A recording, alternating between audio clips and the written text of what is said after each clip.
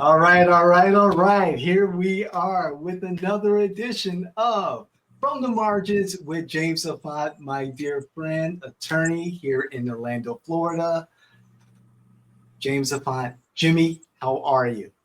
Oh, it's a great day now that the government is open, and I don't see any difference in Social Security. They were working from the home before the shutdown, and you couldn't reach anybody before the shutdown. You could not reach anybody during the shutdown, and as of today, you still cannot reach anybody. So I really haven't seen any change, but I'm happy that they're at least getting paid. Uh, Uh, Other than that, everything seems to be going well. Everything here in Orange County is fine. We have our mayor running for uh, governor, and I only have one question for him: who's in charge of your Hispanic committee? Leave it at yeah, that.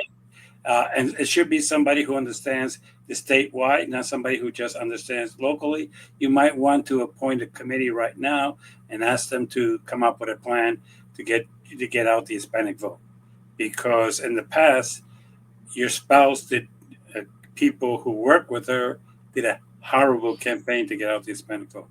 But they didn't really do that. I shouldn't say that because that's not completely correct. They did nothing to get out the Hispanic vote. Okay, so it's not they did a horrible job. That would mean that they did something wrong. No, they didn't do anything. So it's kind of a different thing.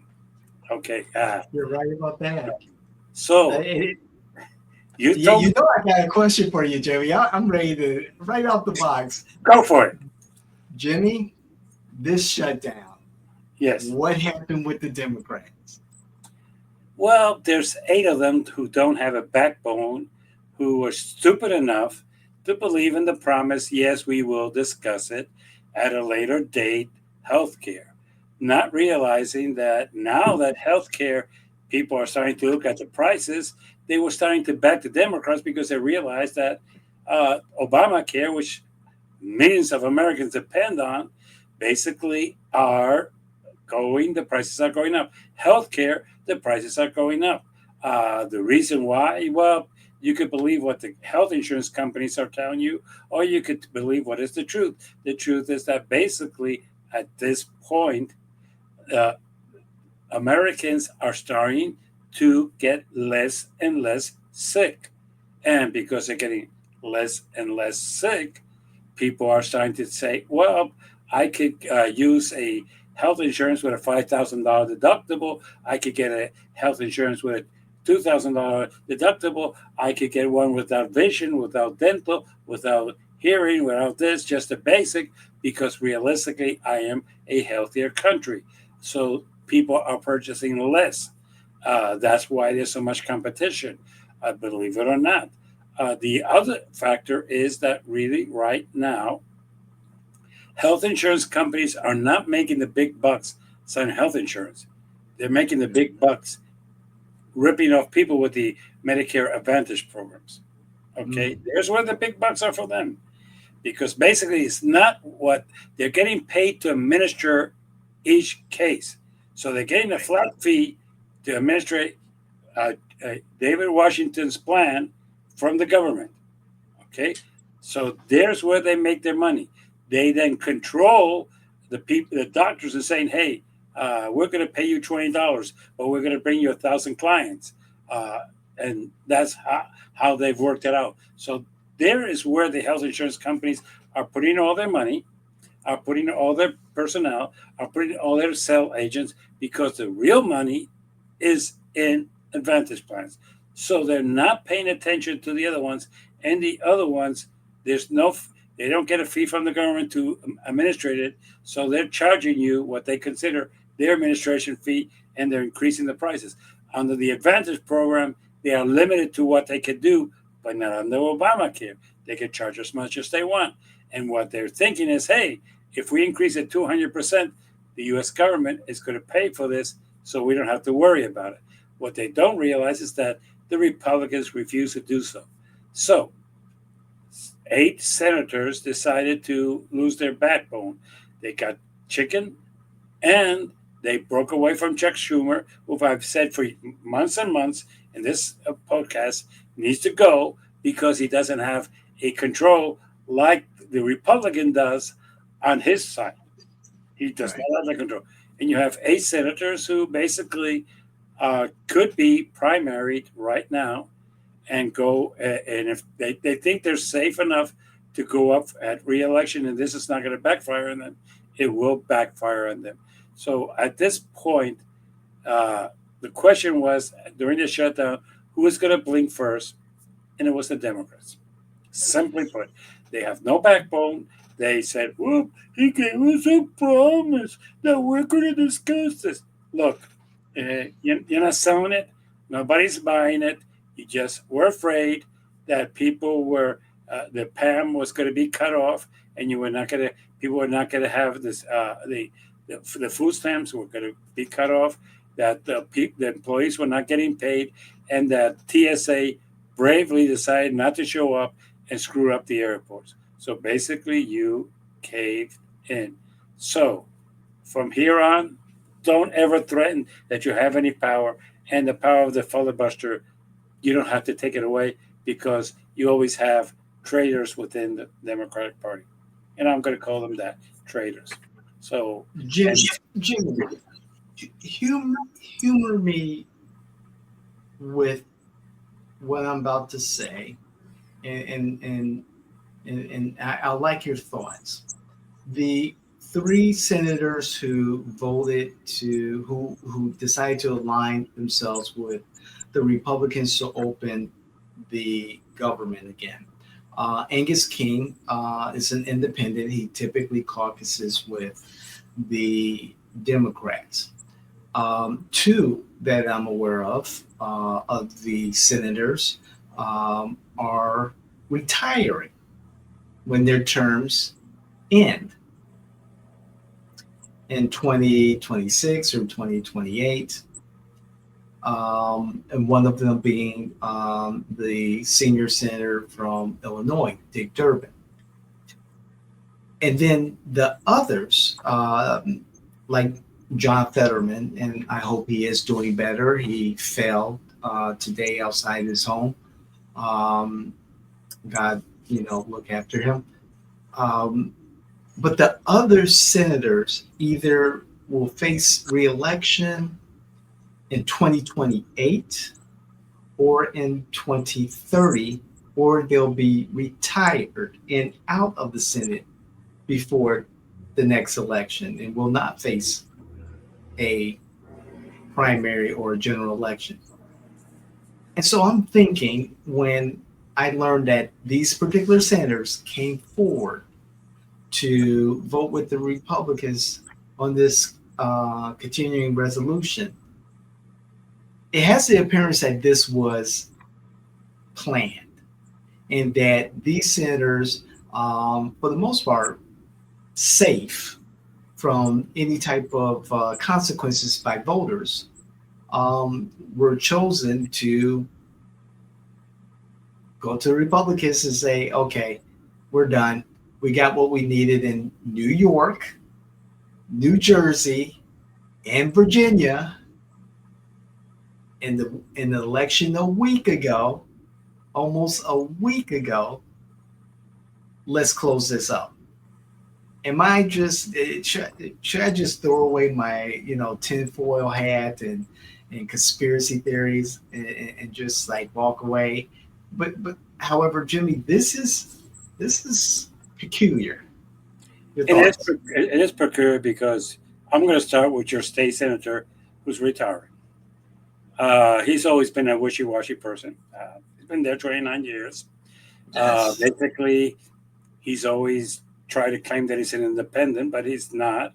When things favor what he wants to, he could close lines with the best, and uh, was he really felt that he should have replaced and not be Chuck Schumer. It should have been him, the majority leader, and we all know that that is something that he's resent. So that's one thing. The truth of the matter is that basically I'm not sure what he received in exchange because basically, like you say, he's retiring, but he's getting Right. something. He didn't vote for with nothing in exchange. He's getting something. Not sure what exactly it is.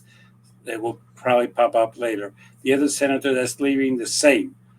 Fetterman, to be quite honest, is as cuckoo as the cuckoo clock that my grandfather had in his living room. I mean, ooh, ooh, ooh, ooh.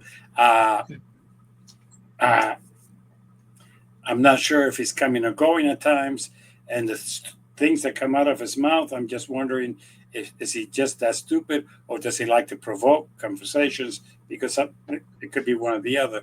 But he already has opposition in his home state, and we know that when his time comes, he's a one-term senator because nobody in Pennsylvania likes him.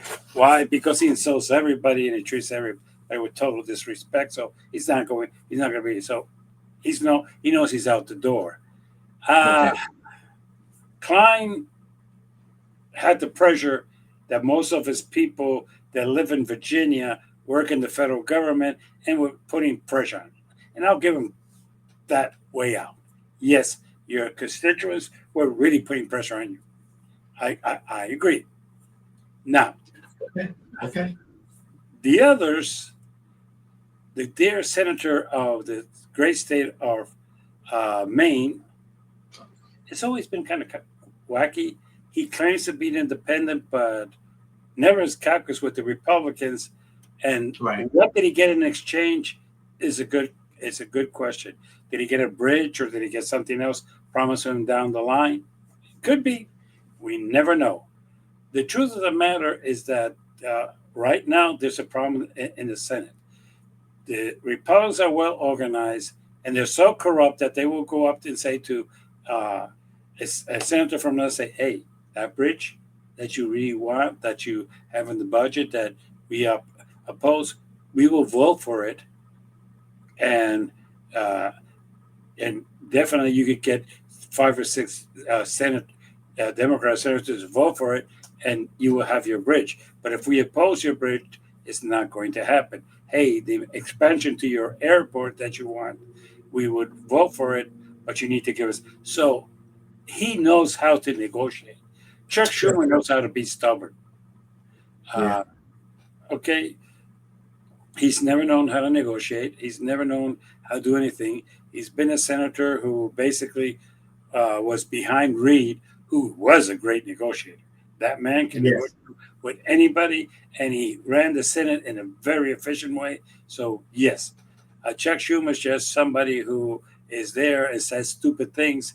And every time he opens his mouth, people say, why is that guy retired? He's old and senile. Okay, well, yes, he should. And he has never been able to control the Democrat caucus. And it was proven right there. So, uh, yeah, people, these senators were bought off. With what? We will find out later. I'm sure that some reporting will come up and we will find out what they're going to be with. Now, the other interesting thing is what are they going to do when the Epstein thing passes through and goes to the Senate? Are they going to be also purchased by the Republicans to vote against it? I'm not sure. It's good because the Epstein thing only needs 51. It does not Okay. need. It's not a filibuster. It's not a budget thing, so it can Right. by a majority. So we know it might be vetoed by the president.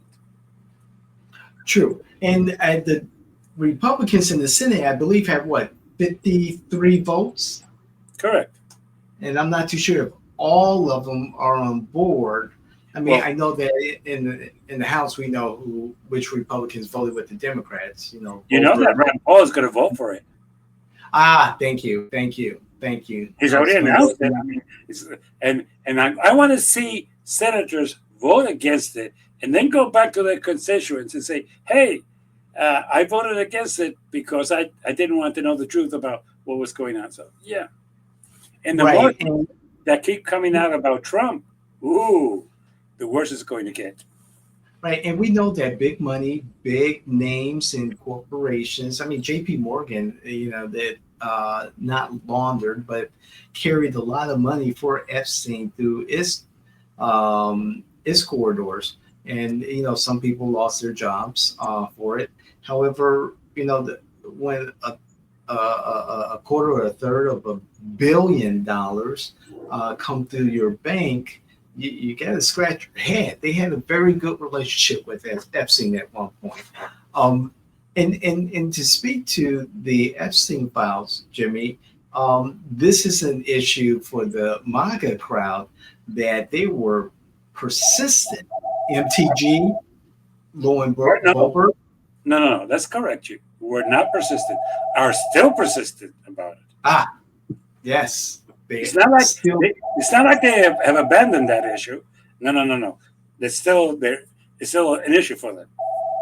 right. And if I were the Republicans and the president, I'd say, you know something, let it loose. Let's let it all out. Let's get it out in the open. Let the chips fall as they may, and still try to do my job to the best of my ability. It's not going to look pretty.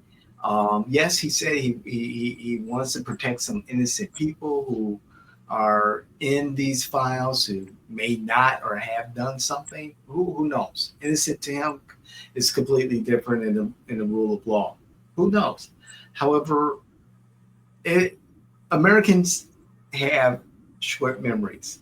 And I want to go back to, and I say this because, again, the Democrats voted. They were celebrating their wins a week ago, Tuesday, on Election Day, and talk about, Hakeem Jeffries talked about, the Senate is now in play, the House of Representatives definitely in play.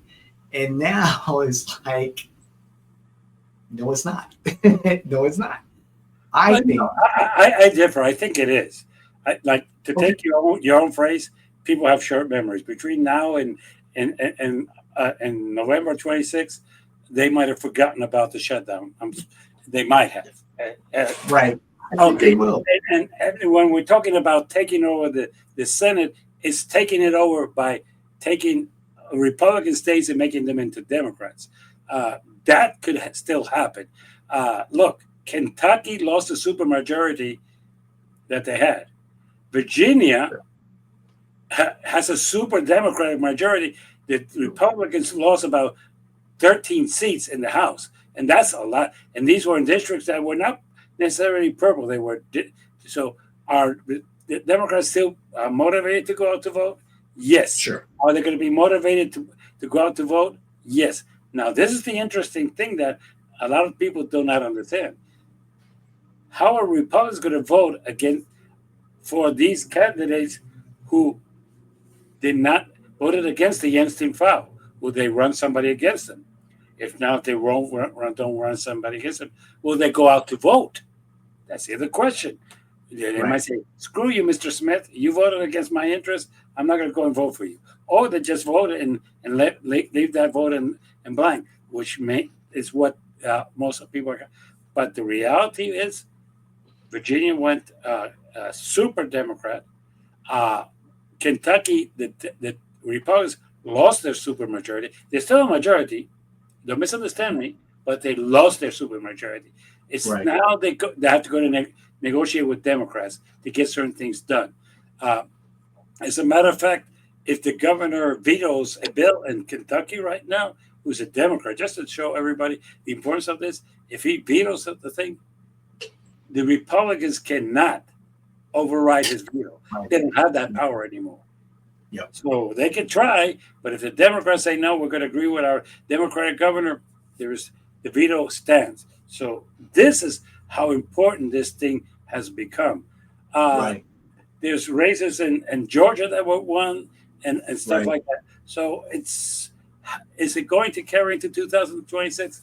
Yeah. Are those senators going to be vulnerable? Yes, they are. It is time to take David Hogg's words, uh, and it's time to challenge some of these old farts and run somebody else. It is. I'm A sorry. good, mhm. A Uh, good thing that Nancy Pelosi decided has to. decided to retire. Yeah. Chuck Schumer should walk out with her. And the good senator, I know he's a Republican, but Chuck Grassley also. Come on, Senator Grassley. It's time to walk. Yeah, but I think and you could walk, and another Republican will win in that state because basically, and and Democrats, it's time for you to find somebody to run against Mooney. What are you doing here? You have not recruited a candidate that could win for governor. You have not recruited a candidate that could win for the U.S. Senate. You might have a candidate that could win for attorney general, and mostly because the attorney general that's sitting there, our current attorney general in Florida, is being investigated for corruption for the Hope thing because he was part of the Hope uh, thing of putting it together and selling $10 million out of Florida's budget. So yes, he is vulnerable. The CFO, we don't really have a candidate, and the secretary of agriculture, I don't see that happening either. So realistically, Democrats, if you really want to recruit a good candidate who understands how the Senate works, who understands how things are done in politics in the state of Florida, you could win this. And I'm going to tell you again, Nikki, listen to these words. Work with my friend Demings, and he can deliver the state to you. You have to understand that, yes, it's going to need some people to work the Hispanic community. You're going to have to raise some money to work the Hispanic community. You're going to have to show the Hispanic community that he is a viable candidate and that the others are a bunch of corrupt people. So, yes, you could do that. But right now, you are more concerned about Israel than you are concerned about the state of Florida. So, Nikki, if you can't do your job, quit and let somebody else do it for you. Because the Democratic Party in Florida is hurting, and the person who's causing the hurt is you. right. Okay. Do you have another question? Knowing you, I know you have another question. Yes, I do. And just want to touch on the Epstein files one last time. It's an issue for a certain demographic in our nation. However, in the larger scheme of things, Jimmy, it's not a kitchen table issue. It's just not. It doesn't do anything for me and my kitchen table issues, you know. And I understand, what is it? Human trafficking. I saw it in Thailand when I served in the Peace Corps. Very familiar with it. However, I don't think it's one of those top five issues, the Epstein's files, for a vast majority of the electorate. How do well? I may answer my question already. How do the Democrats and like-minded Republicans make the Epstein files an issue for voters to take seriously and vote on it? Uh, Primaries. Mm-hmm. Okay, let me put it this way. You're right. It's not an issue. You're a Republican congressman from the great state of Kentucky, and you voted against releasing the Epstein file, and they decide to run somebody against you in the primary who say, "Look, you see that guy? That guy is against human trafficking. You see that guy? He knows that you wanted the Epstein files to be released, but what did he do? He went with the rich and the powerful. He went with the people who really don't want their names out there. He's a rhino, and he basically all he did was not vote in your best interest. And even though you wanted these files to be released, he ignored your request. So, in the primaries, could that person take out the incumbent? That's a possibility. Okay. We do know that the people who vote in Republican primaries, the Epstein file, yes, is an issue. It's a big issue for them. Not for us. Those who believe in conspiracy that vote in primaries, that's a big issue. So, yes, in primaries, it could be. But I'm going to go and take off one hat and put out the other. Now I'm going to be a political strategist. You are my client. Hey, Dave, let's make this a issue as long as we can in the press. Let's push the White House to be doing this defense because as long as they're on defense, they cannot be on offense.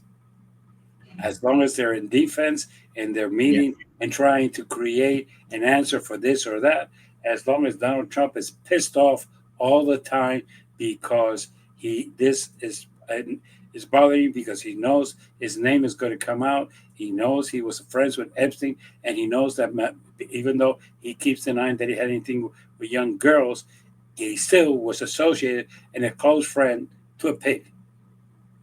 Okay, so you keep that up, David, because the longer that we're discussing the Epstein files, the longer the White House has to be playing defense, they cannot play offense, and something stupid is going to come out of Trump's mouth that's going to make it look even worse. So Okay. you need it's that is the other strategy that I don't think anybody's talking about. Why are Democrats concerned about it? Are Democrats really like us concerned about Epstein? No, but Republicans are, and he knows that that's his base. Plus, he's afraid that it's going to come out that he was very closer than he wants to admit to Epstein, who we all know was a pig. And you didn't know he was a pig, but you were close to him. You didn't see all these young girls at his parties because you went to parties. So yes, that's what he's concerned about. So it's more of a strategy. Keep throwing it in his face because that's going to force him to defend himself, and he's not going to be able to put together a plan to be on the offense. Look, to be quite honest, this is the part that most people do not understand about strategy politically. Sure. We're in November. With all due respect, by November of next year, 1 year, we're not 10 years away, 1 year, we will have the election that would turn the House to the Democrats and might reduce the majority to the Republicans in the Senate. That's why we call him a lame duck president, because without the House, he's not going to be able to pass a simple bill. That's right. So the longer we keep him on defense, the better. And this is where Mike Johnson is stupid. I'm sorry. He's trying to do two things. He's trying to make it a special type of vote where it would have to be passed by 290, which I don't think the rest of the House is going to allow him to do that, because there's no requirement to have a supermajority on this vote of Epstein other than he's trying to protect the president. But the other issue is that realistically, the longer he postpones it, the worse it look. It's going to go to the House, then it's going to go to the Senate, then from the Senate, it's going to go to the president. That's great. And because we're in November and we have Thanksgiving and Christmas in between, we're still going to be discussing Epstein in March of next year. Why? Because in March of next year is when, if it passes the Senate, which it could, let's stop pretending that it can't. If it would, even if all 52 senators vote against it, Republican senators, it will still be 48 to 52. But all these Republican senators who are up for re-election, do they really want to go back to their constituents and say, hey, I know I promised you that we will give you transparency on this, but when it came the moment for me to deliver to you, I didn't. And let me explain to you why. Because President Trump asked me to do so, and whatever he asks me, I do. I don't care about what you want. I care what he wants. That is not good. So, but still, it will be discussed. And this is the issue. This is like they say back home, this is the gift that keeps on giving. It's just that cycle of stuff. Realistically, if they had had any brains, they would have taken this up in March and got rid of it. Open it up to the public and got rid of it. But no, they tried to. So right now, let's say he's trying to call this in a late November vote.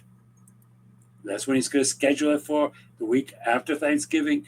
So that all this time, it's going to be in the news. The Epstein. Why is he trying to? Why is he trying to get 290 instead of the majority of the vote? I don't know. It's going to keep going back and forth, and it's going to be a distraction for the White House because they're going to have to play defense.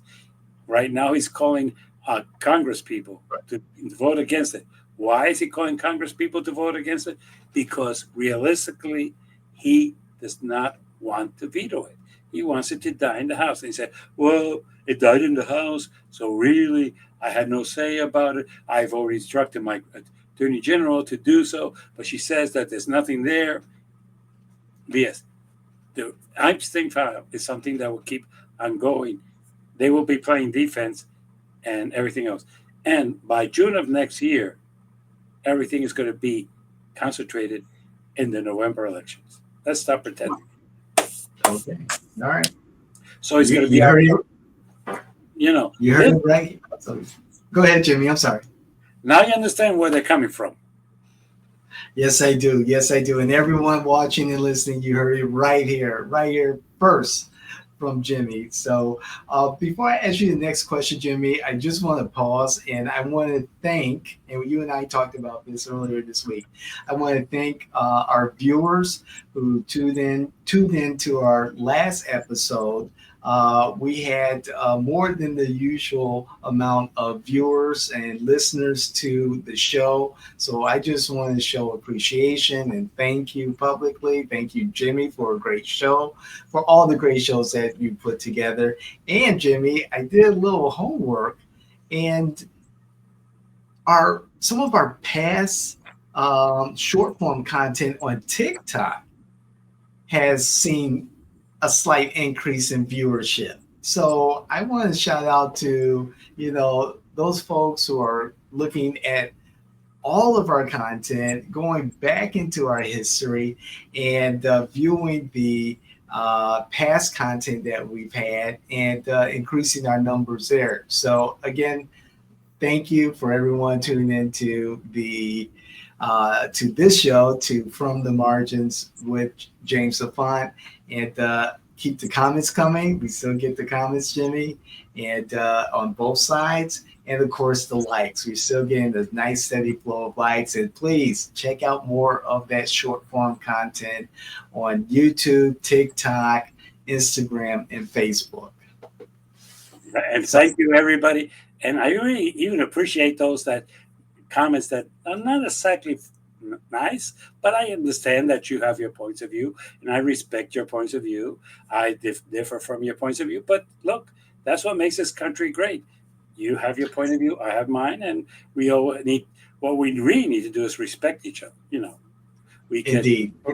depart as friends or disagree, agree to disagree, but with a very nice and polite way. We don't have to be nasty. And to be quite honest, none of the comments are really nasty.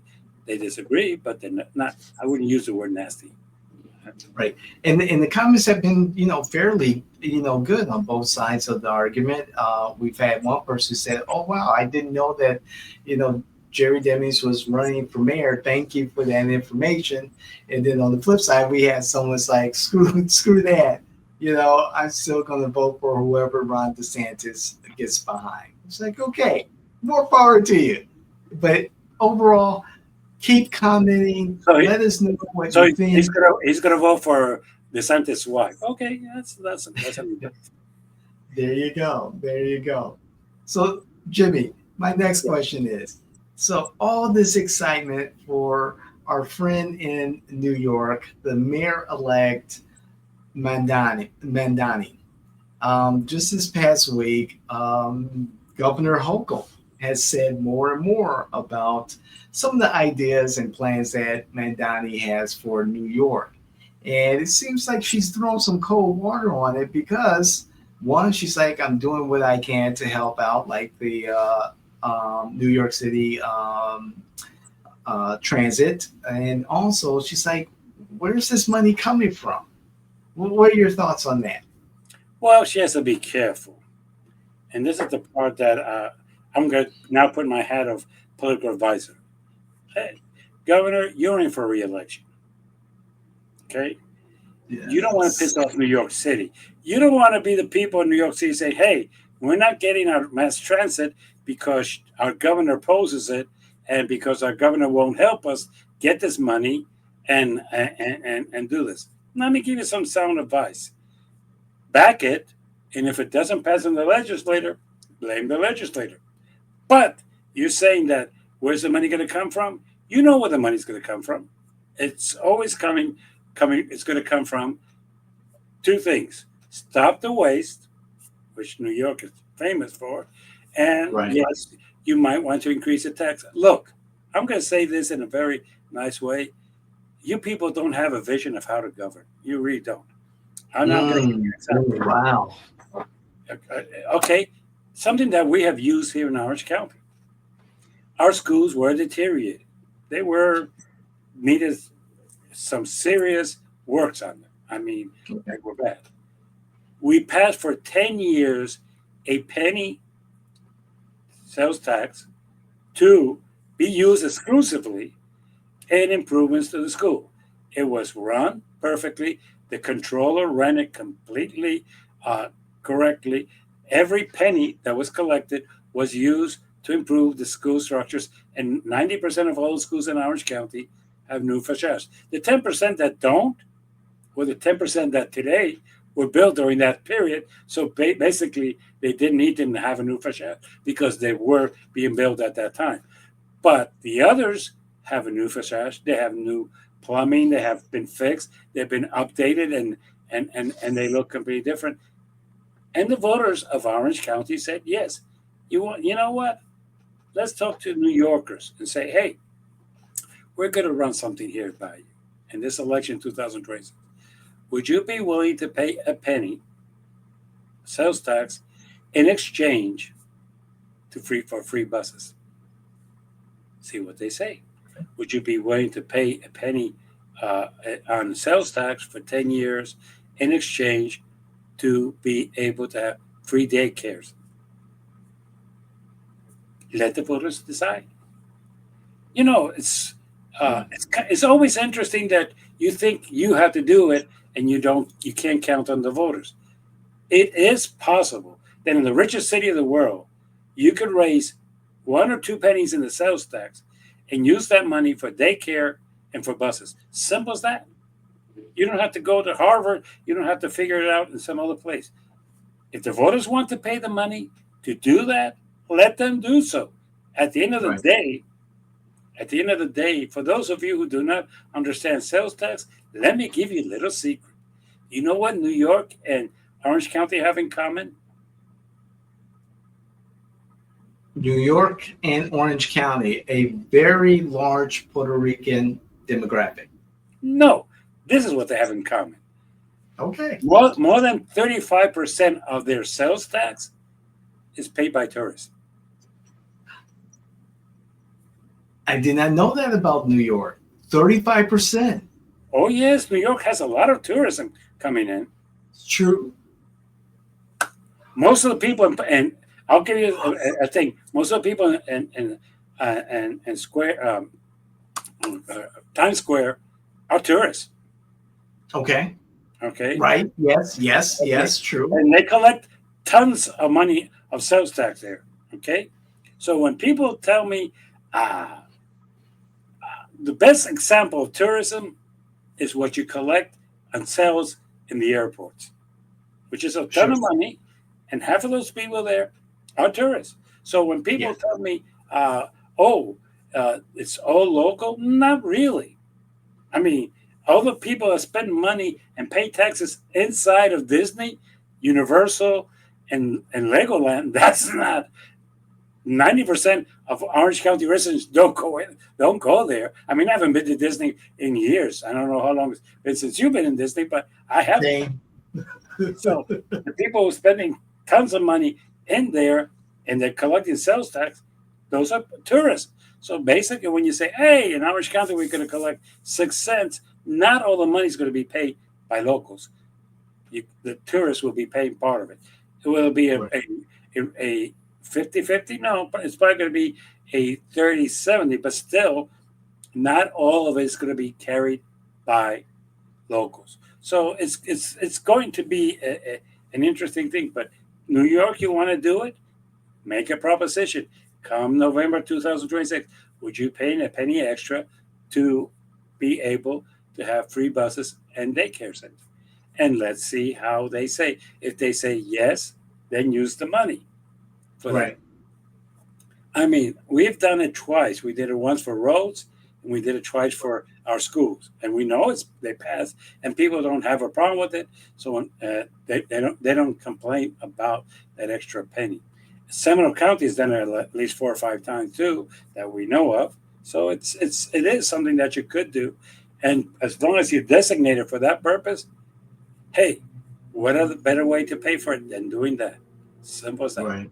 So, Mandami, if you're listening, I gave you an idea how to take care of your problem. So Hey, you create a specific tax increment district in Times Square, for instance, where you'll levy that penny increase just in that particular but no, space. well, I would do it citywide. If you do Okay, it okay. citywide, See why? Okay. because at the end of the day, you're going to benefit from having free daycare. So you're going to benefit from having free bus service. So yes, what I'm trying to say is that area there, 80% of the people that are buying things there are tourists. Just like I would say 100% of people buying stuff in Disney, Universal, and all the other parks. Those people are, I hate to say, are tourists. There's no way around it. As a matter of fact, it's kind of interesting. But the other day, it is stated that 60% of the people buying in Millennia are tourists. Yeah, I can believe that. So it is, whatever. But I think if they're smart, they'll just say, let's put on the referendum. Let me take this popularity thing out for a ride. Let me take a referendum. We're going to increase the tax penny, the sales tax 1 penny, and that's going to be used for the free bus and people say, sure, why not? Mhm. And by the way, that's the fairest way to increase a tax for taking it for a vote. Good point. Very good point. Jimmy, um, to bring it closer to home locally, we had the government shutdown and people were not getting paid. People were not getting their benefits. Social Security kept going, of course. And earlier this month, I was taking my Daisy, my fiance, out for dinner for her birthday. And we were in the Audubon neighborhood, and there was a specific Italian restaurant I wanted to take her to. However, when I drove there, it was packed. The other restaurants in the area were packed. The parking lots were packed. We ended up going somewhere in Winter Park. However, um, it was busy. It's busy out there, and I know that people are doing well here, but another demographic may be doing not so well here. There seems to be, I don't know, I can't say a disconnect in regards to the economy. However, it is a mixed bag, and I'm I'm shocked that again, going back to the shutdown, I'm shocked that the Democrats focus mostly on healthcare. That is an issue. However, I think the bigger issue is, just putting food on the table, paying the mortgage, paying the car note, putting gas in your car. And I think it was a missed opportunity. However, we are seeing somewhat of that conversation among those who are filed and running for office and actively campaigning, like in the recent city of Orlando elections. What are your thoughts on that? Well, the problem with that is that you could say to the shutdown, look, affordability is an issue. The truth of the matter is that the thing that they were shutting down is that it was the budget, which really does not make anything affordable for you. And as much as we like to say this, the U.S. House and the U.S. Senate do not have no comprehension of affordability. They've never campaigned on it. They don't understand it. But they do understand that they had a golden opportunity, that the prices of healthcare are going up, and the majority of the people do depend on healthcare, and they need healthcare. And unless the government came to their rescue, they're going to be paying through the nose. And that one, the Senate and the House has a control over. They could create a budget to put Yeah. subsidies for Obamacare, and the House and the Senate had just abandoned that because they don't think that that there's a need for it. That's the disconnect of Washington. I have my health insurance. What's wrong with you? So yes, I don't think they lost it. I think what they're going to have to do is understand one thing. All three of the people who major races that won last Tuesday, not this Tuesday, uh, past Tuesday, were Hmm. campaigning on affordability. Mostly, and the most was Mamdani. Mamdani was, when he kept saying that you cannot afford to live in the city that you work in, he was right. That costs of rent are astronomical. He is right. As a matter of fact, costs of rent here in Central Florida are out of line. They're completely out of line. We know Yes. that. But different from New York, that they do have a rent control law that they just don't apply. Uh, it, we don't have that here. So Right. we're, we're going to go into what is called an affordability campaign. Now, uh, that is mostly going to be good for local races.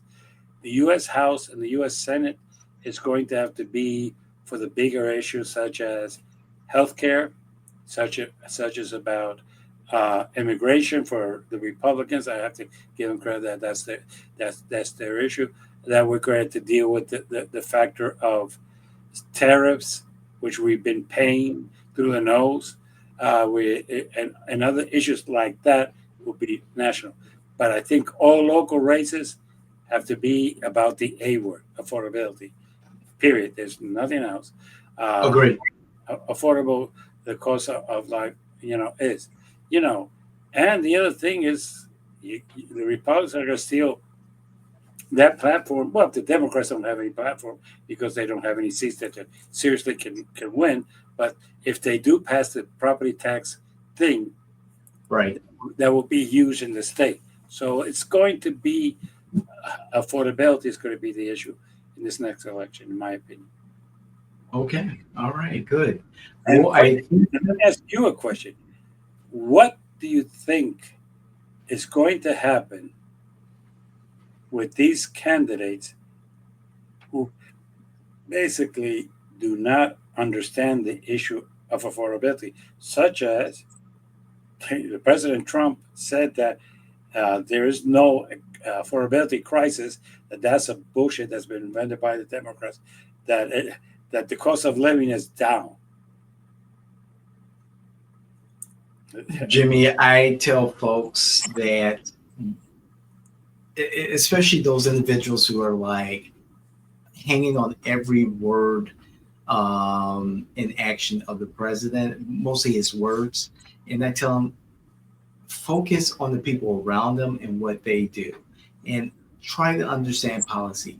For those folks who are not understanding what the main kitchen table issues are in this election cycle, they're going to muddle through their campaigns. They're not going to connect with their voters as they should. And whether you're running for dog catcher or for senator, the issue is affordability somewhere in that campaign. Again, regardless of what you're running for, affordability has to be in your campaign strategy. And those who do not embrace that, again, are going to muddle through their campaigns. And for the most part, the majority of them are going to fail. I agree. Mm-hmm. I agree 100%. Good. Good. Okay. And on that note, I think we know what time it is. It's time for the fuck up of the week. Here we go. Yes. Like we don't know what it is going to be. What was he going to come up? Let me start with the Democrats. You All fucked right. up. You caved in. 8 of you caved in to vote to reopen the government and got nothing. Nothing in exchange. By the way, a promise is bullshit. And the promise is, and let's get it clear, that they will take a vote. And he knows that the vote will be 53 to 47 to vote to deny the subsidies to Obamacare. So it's going to die there. So, with all due respect, you caved in. You got nothing in exchange. The only thing you did is keep the government closed for 47 days, and you got shit in exchange. So, you are, this 8 of you are the fuck up of the week for the Democrats. Now, Okay. the Republicans is kind of easier. Your fuck up is quite clear. You've had a year to prepare for the upcoming election. You had a year to prepare to come out with some strategy to win elections, and you Yeah. lost the elections. And to make things worse, right now, your base, not the base of the Democrats, okay? Your base for years have been by your director of the FBI and the subdirector of the FBI and Mr.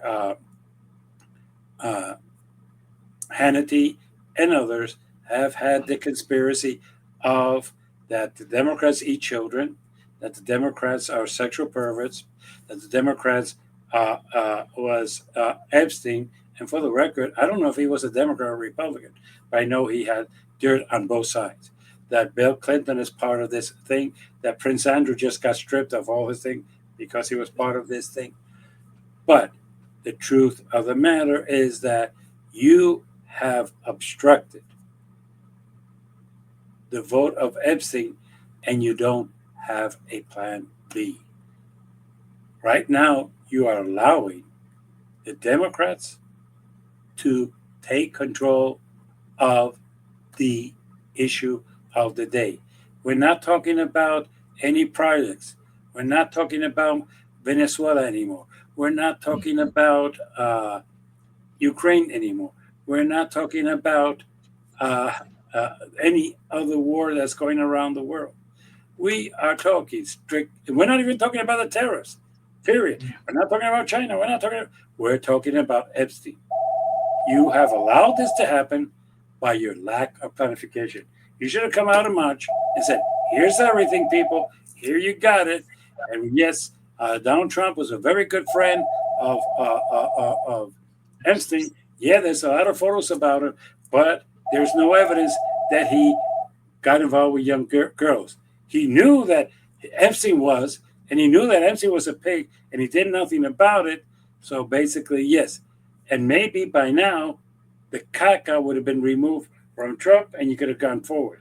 But now, you're going to keep going with the caca into the uh, elections in 2026, which you're going to lose. You have not known how to manage the problem that you created. I'm sorry. The problem investing was created by the FBI director, sub director, Hannity, uh, and all these other programs saying about this, all these conspiracy. And I'm sorry, you created. As a matter of fact, even Stephen Miller and his wife talked about Epstein and when they were out of the White House. So, with all due respect to all of you, you haven't come up with a plan B. So you are the fuck up of the week because the problem that you created is proverbially biting you in the ass. Yes. So with that, we can conclude. We will thank you for continuing subscribing and viewing us. And we're here. Please give me your comments. And if you have a topic you would like me to talk about, put it down there and I'll talk about it. And we will comment on it. So with that, see you next week. Have a great weekend. Take care. You too, Jimmy. Take care. Okay. Bye. Bye.